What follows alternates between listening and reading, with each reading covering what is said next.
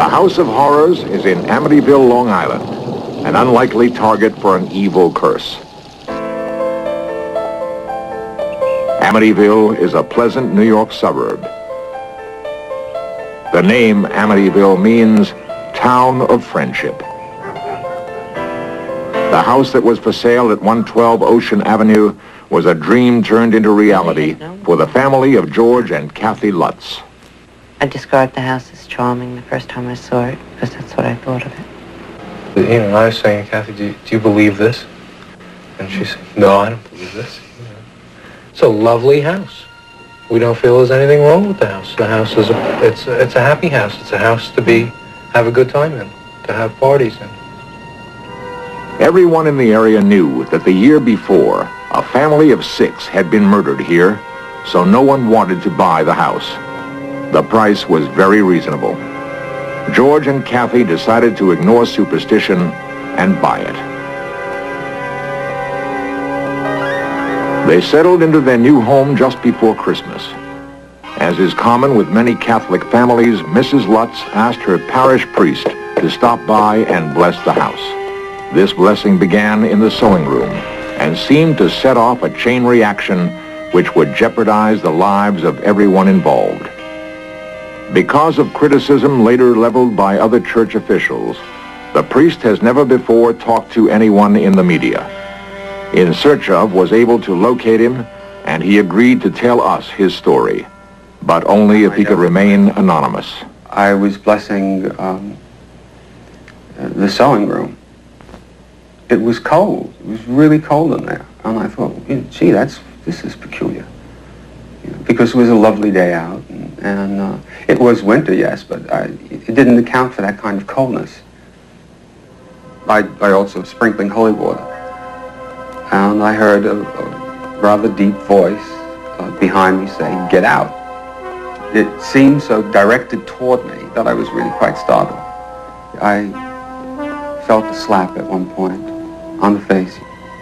I felt somebody slap me, and there was nobody there. Later, George and Kathy couldn't believe that flies could be swarming in the dead of winter. Then they puzzled over a toilet that, when flushed,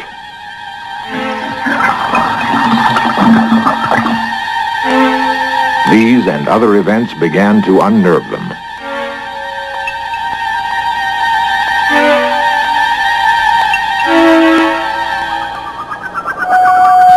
Strange events also affected the priest who blessed the house. He discovered blisters were festering on his hands. I went to the doctor for it, yes, and he couldn't explain it. He thought it might be caused by anxiety, and of course that's feasible. But I don't think I'm given over to psychosomatic responses. He called the Lutzes to warn George and Kathy.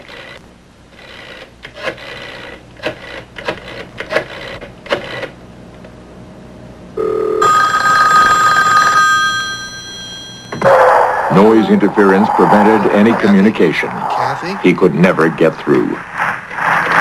Hello. Hello.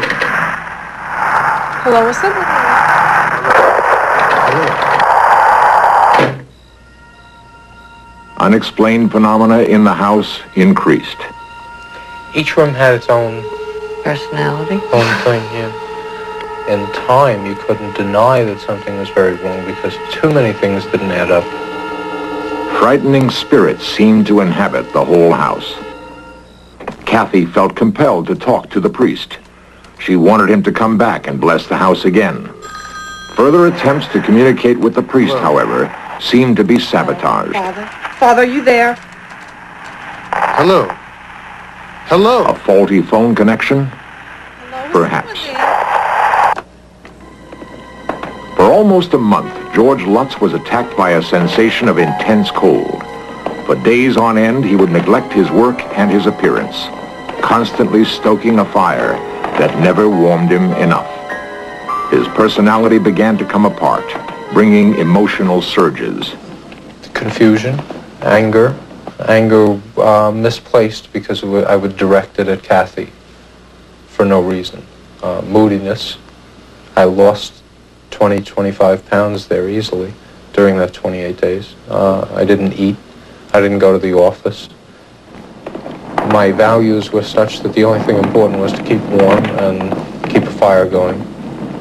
Everything was very erratic. Our own behavior was erratic.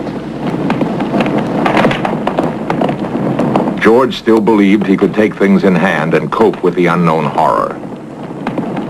As I do know, when I met George in the first place...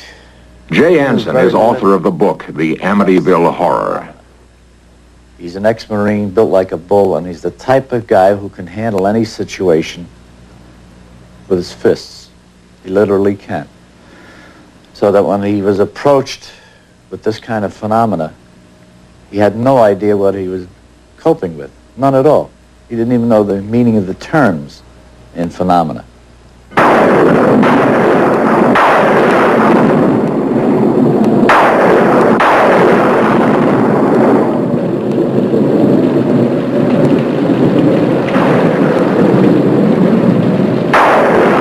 A new problem plagued the Lutzes.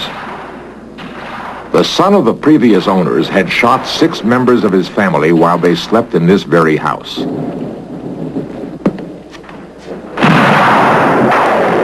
George and Kathy now were experiencing vivid nightmares in which they relived the murders as though they were the victims. Difficult as it was, the family tried to maintain a normal existence. But each day, something else, strange and frightening, would be discovered. One particular afternoon, I was going about the house rearranging furniture and setting up some storage. I went down to the basement. I went over to one bookcase, which was on the end, and I moved it. And much to my surprise, there was no wall behind it. It was the entrance into this small, brightly painted red room. And I was really surprised and alarmed by the find. The most impressive thing was when we took Harry around.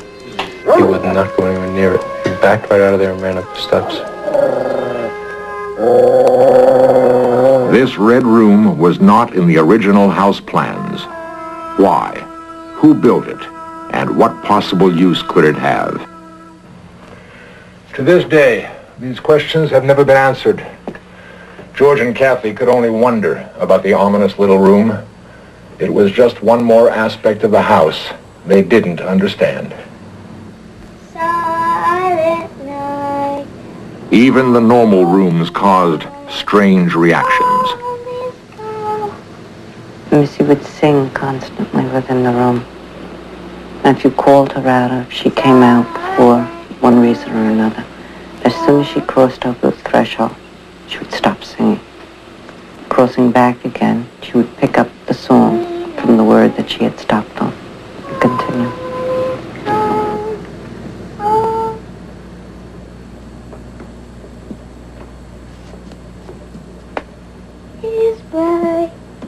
Missy boasted of her new playmate, someone or something named Jody.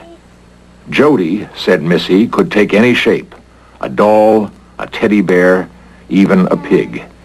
And Jody could only be seen by whomever he chose, and he had remained invisible to Kathy and George. Missy even drew Jody in crayons. George and Kathy were amused at their daughter's fantasy, thankful that the terrifying events had not yet touched her. Their amusement faded quickly into horrid fear when Jody made his presence known to them.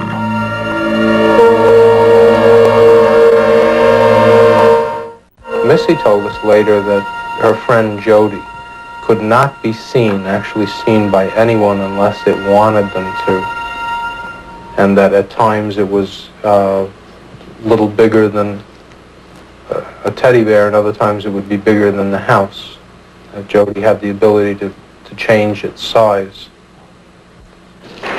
One night coming back, I looked up at Missy's room and there was a shape in her room that I don't know what it actually was, and I was coming back from the garage one night. But I would go out to the boathouse for no reason, check everything out, and then go back. I'd do that a couple times a night. The reason I mention that is because our behavior changed. the way we would go about living. I would go from the fireplace to the boathouse constantly.